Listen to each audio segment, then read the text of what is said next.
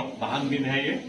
महान दिन इसलिए है कि जैसे माली फूल लगाता है, पेड़ लगाता है, उसमें फूल आते हैं और फल आते हैं तो हम लोग खाते हैं। फिर वो तो सर सैयद ने एक ऐसा पेड़ लगाया इसका जो फल है वो हमेशा खाया जाता है और वो बड़ा अच्छा रहे। मिसाल के तौर पर सर सैयद ने पेड़ लगाया अलीगढ़ में और उसका फल जो है सहारनपुर में आई फाइंड के नाम से आप लोगों के सामने।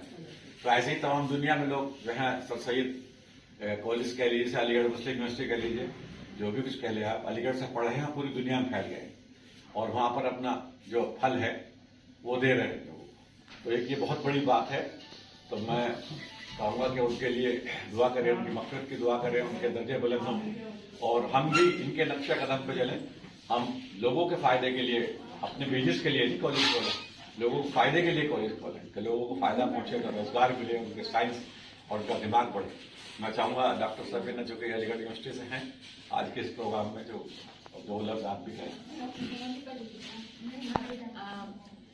सर सैयद अहमद खान जैसे कि हम सब जानते हैं कि ANU के फाउंडर हैं, उनकी लाइफ का एक किस्सा मुझे याद आ रहा है। इस वक्त मैंने सुना था, हम सबको पता है कि उन्होंने जब कॉलेज बनाया, यूनिवर्सिटी बनाई, तो उन्होंने डोनेशंस लिए, लोगों से जाके पैसे लिए और फिर जाके सबके घरों पे जाते थे पैसा मांगने, तब जाके वो कॉलेज बना पाए। एक बार एक नवाब थे उस जमाने में, उनके पास गए और वो पैसा मांगने के लिए, चंदा मांगने के लिए, लेकिन उन्होंने चंदा देने से तो क्या, उन्होंने मिलने से ही मना कर दिया कि उनसे कह दो कि हाँ मैं हूँ नहीं, भेज दो उन्हें।